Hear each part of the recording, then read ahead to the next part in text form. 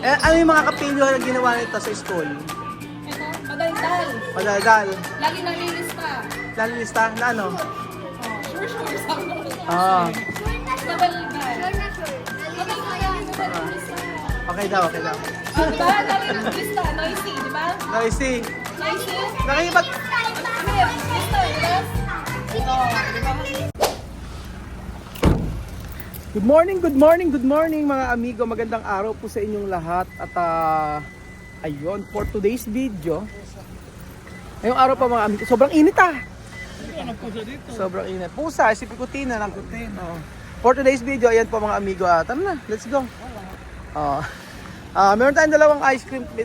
Meron tayong dalang ice cream dito. Ayan.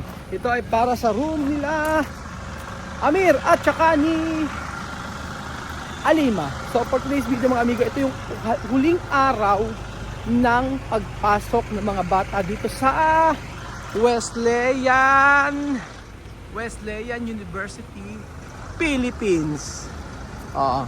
Ngayon po yung huling araw ng pagpasok nila at kami ang susundo.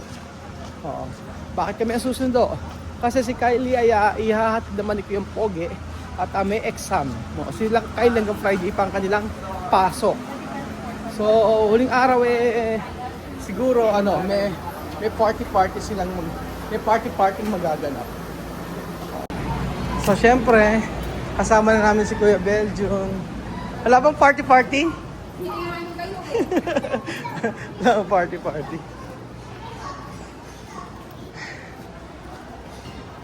Maganda naman kasi inaayos yung daan nila. Naglagyan ng drainage kasi laging nababaha dito. So matatapos na, di ba? So tapos na po si Sophie, Ba't may dalang ice candy si Sophie? Tingnan mo, Sophie! Sophie!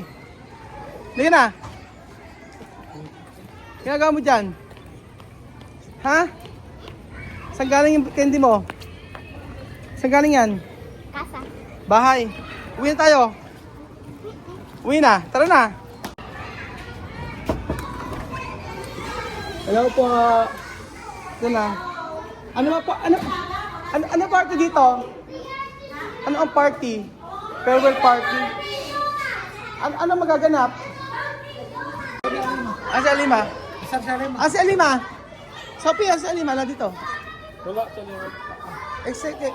May party daw sila kaso nga lang. Pwede daw tayo magpa-games. Sophie, hindi ka, uwi na tayo. Uwi na. Hoy! Bawat... Uwi na tayo! Tsura, Lagi na! Sanayin tayo kay Ma'am Leila. Last day na ng school. Ikaw lang ibibideo ko para ano. Oo, last day na ng school. Ano masasabi mo sa isang taon pagtuturo sa batang si Misma at saka si Amir? May natutunan ba o wala? Yun ang tanong. Meron ba o wala? Meron o wala? Ano? Meron. Ano naman masabi mo sa isang taong pagtuturo? Ano masaya? Roller coaster. So may mga, syempre, may mga pagkakataon na hindi naman laging masaya tayo. Meron din talaga dumadating na mga problema. Pero yan, blessed at tapos na isang Natapos na isang taon sila, di ba? Oo. Ang tanong sila ay makakapasa ba or hindi? Yun ang tanong. Asan si Amir? Tanong natin. Ikaw tumawag kay Amir. Amir! Tawagin mo. Amir! Halika na! Amir! Amir!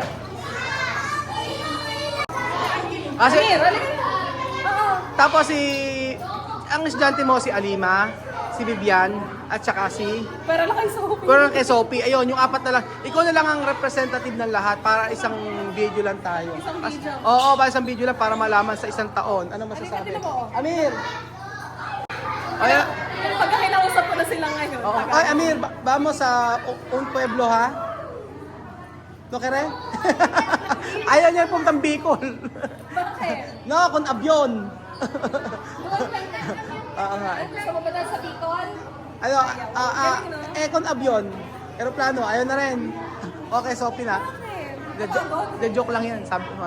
Ano masasabi mo, Ma'am Leila? Sa isang taon nila nga aaral dito. Simulan natin kay Amir. Si Amir na lang, Amir, mabait ka ba? 1 year? Mabait? No. Oh, no daw. Ano? Ano lang siya, pinilo lang. Oo. Pero okay naman. Mabait. Nakakausap namin yan ng Tagalog. May mga bata sa gilid-gilid, di ba? Oo. Tagalog na kausapin nila. Ayan. O sa isang taon, ano ang yung mga challenges na lang? Sa mga bata. Hindi, sa lahat, sa kanila na lang, sa family nila. Sa kanila, naging challenge na talaga yung simula, yung pakikipag-communicate sa kanila. And then later on, naging komportable na kami. Marunong na sila, katulad yan, tinan mo, kinakausap ko sila ng Tagalog. Okay, naiintindihan. Ngayon, mas na-enjoy na namin kasi ngayon, wala nang language barrier ng tinatawag. Meron man, kaunti na lang. Ayan, dahil, ayan, kita mo. O, di ba kanina tinatawag ko, naintindihan niya. Ngayon, mas madali na makikipag-communicate, mas madali na silang matututukan, mas madali na silang maturuan ngayon. Kasi nga, kita mo, kaya-kaya niya na makipag-usap sa mga kaklase niya. Ayun. Pero yung ano yung hindi mo makakalimutan sa mga dalawa? Nag-enjoy naman sa dalawa. Iniwanan na ako kasi iniwanan ako, nag-enjoy na sa kaklase. Nag-enjoy na sa klase. Ito yung mga yan. Ano yung sa isang taon, ano yung hindi mo makalilimutan ginawa ni Amir? Mabuti man o hindi mabuti, o kapilyuhan man o hindi kapilyuhan? Ayan. Ayun, number one. Ayun, talagang. Ano hindi mo makakalimutan na ginawa ni Amir? Ay, nung kailan ba lang, papunta kami ng auditorium. Tapos, mahihimatay na ako, nawawala ang Amir. Nagpunta ka ng auditorium. Lahat sila magkakaklase, umuulan, pupunta kami. Hindi ko alam yan. Ano ba yun? May attendant na kami, nanood kami, meeting the advance, yung student government election. Nag-picture-picture na sila. O yan, picture-picture. Ito kasi yung huling araw. Sige, mamaya mo nasagutin, masyado maingay. Ayan, yung student government election, meeting the advance kami. Tapos sabi ko lahat sila nandun, yung kampante, kasi mga nakapila eh. Akala ko nandun na sila. Alam ko kasama na namin siya, kasunod-sunod ko. Nung paglingon ko, nawawala. Yung kabog ng dibdib ko. Talaga nga naman. Tapos, di balik ako kaagad dito. Anyways, safe naman kasi may mga guard naman. Hindi na makakaalis ng... Saan nagpunta? Nandito. Sa room? Oo, kampante. Tinanong ko kung bakit. Ayaw daw niya makapagod. Yun ang hindi makakalimutan. Nawawala si Amir. Umalis doon sa pila. Ano naman ang mga... Kay Misma naman, ano hindi makakalimutan kay Misma? Si Misma. Ano? Yung time ng buwan ng bika. Yung talagang gusto niya yung pagsasayaw. Yung parang nakita ko nag-enjoy kami. Parang pagka tinuturuan ko siya, yung tinuturuan namin siya, nakikipag-coordinate siya sa amin ng mga steps. Enjoy na enjoy niya yung pagsasayaw. Ayun. Ngayon kasi wala masyado kasi nga di ba naging mahiyain, naging talagang dalaga na yun. Pero yun yung time ng buwan ng bika, ano niya, bet niyang sumayaw. Yung kaya Alima. Ano hindi makakalimutan sa subject mo, sa kanya? Ang naging motivation kasi sa akin, nung mga nag-grade 2, yung mga klase nila, pag dumadating ako, hinabangan nila, teacher, talaga as in, lahat sila lalabas sa classroom, sasalubong sa akin, na ganyan, hanggang montik na akong malaglag, ganyan, kasi hinihintay nila ako. Bakit? Kasi meron ako lagi sa memorial. Yung pag halimbawa, pag-participate, pag may reward ako. So, yun naging motivation nila pagka ako. Tapos, ano naman kay Vivian, ano hindi makakalimutan? Vivian, si Vivian kasi parang kaming magkaibigan din. Teacher-student relationship, pero parang komportable kung pagalitan, kapag may kapilyuhan. Katulad kanina, sabi ko ganyan. Ngayon lang yung performance test mo, sabi ko ganyan, may kulang pa, sabi ko ganyan. Anong kulang? Sabi niya? Nagtagalog? Oo, Tagalog. Anong kulang? Sabi ko, magre-report ka, weather report. Sabi ko ganyan. Hindi ko alam yan. Pigil ka kakabibigyan, Last week sabi mo, Friday. Tapos sinabi mo, Thursday. Ano naman yun, matatapos na. Ngayon kanina, bumabalik sa akin, binibigay sa akin yung weather report. Halika ka ako, i-report mo sa klase mo, tinatakbuhan ako. Nagtatakbuhan kami dito sa classroom. Hinahabol ko siya papunta dun sa classroom nila. Para kaming ewan na nagtatakbuhan. Pero si Sophie, kahit di mo estudyante, malapit sa'yo. Tumatalo si Si Sophie. Ayun, nandito Oh, lagi si Sir. ano yung mga kapilyo na ginawa nito sa school? Ito, madaldal. Madaldal. Lagi nalilista. Lalilista na ano? Oh, sure, sabi mo. Oo. Madaldal. Sure na sure. Madaldal lagi na nalilista. Okay daw, okay daw. Diba? Lagi nalilista, noisy, di ba? Noisy. Noisy. Nakikipag... Amir, lista, di ba? Oh, di ba? Binata na yun, no? Boses niya. Ano yun yung boses niya? Bakit ka pinapawisan? Go. Bakit? Yan na yung awa. Bakit? Ha? Tapos ano pa yan? Iniinis ako. Iniinis ka? Iniinis ka? Sukan Bawal, hindi sila nag-aaway? Hindi naman nag-aaway. Inisan lang. Ito, nakakaway, nakaklase. Hindi naman. Hindi naman nakakaway yan, no? Oo. Ayun, Pogi si Kuya Amir, no? Oo, pogi si Kuya mas Amir. pogi na sa'yo. Hindi. Parehas lang. Sila kasi yung may edad eh, no? Sila kasi yung may edad eh. Smart ka na straight jawline. Hindi naman sabi sa'yo. Para- Pinakalaro talaga sila. English tsaka Tagalog yung salita nila, no? Ayan, yun. Oo. English, Tagalog. Wala lang. Tapos ano naman yung ano pa yung di makakalimutan dyan? Dito. Natutulog sa klase. Natutulog sa klase, aba.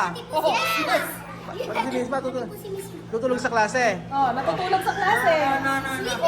Sleeping. Oo. Natulog. Sleeping papa. English time. Tapos ano pa? Yan. Wala, ganun lang. Ganun lang. Ulit-ulit wala na akong patikmula. Makulit daw. Parang kayo lang din. Oh. At magsasalita ako ulit. Pero kayo naman, magkakasundo naman sila. Wala yung ano. Oo. Ayun, mo, alam na alam din yung mangyayari. Yung mga ugali ng isa't Sabi isa. mo, nilayasan tayo kasi gusto na dito. Gusto nila makipaglaro. Gusto na makapaglaro kasi isa lang naman yung ano nila, yung gusto nilang gawin. Ayan, ayan. So, nandito kami ni Teacher Camille. So, this is our last day. Last day na natin ng klase. Okay? So, kami dalawa ay magbibigay ng message sa inyo. Okay? Siyempre, ano ba gusto mo nang ikaw ng message? Iyak na yan. Alam niyo na, madali lang umiyak po si teacher ko. Okay, for that year, kami ni Teacher Camille lang nakasama ninyo, okay? Ako bilang advisor ninyo, and si Teacher Camille bilang student teacher natin, okay? So, ibig sabihin, kaming dalawa ni Teacher Camille, yung nagtulong para bantayan kayo, makasama kayo ng 10 taon. Ayan. So, nakita natin si Teacher Camille kung ibibigay niyong mensahe sa inyo, Jessica. Paalam.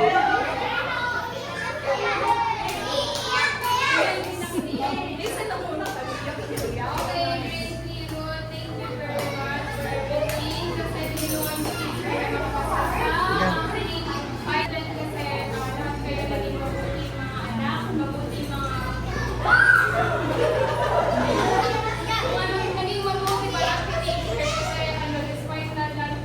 Alam niyo yun yung desire ng heart nyo, ano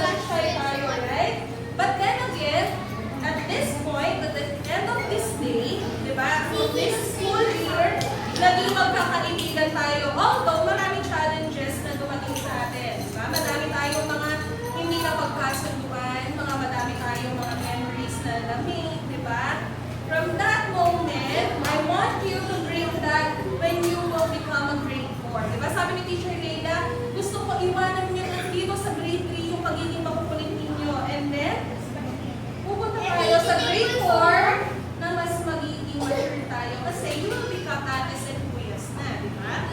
So, I want you to listen again.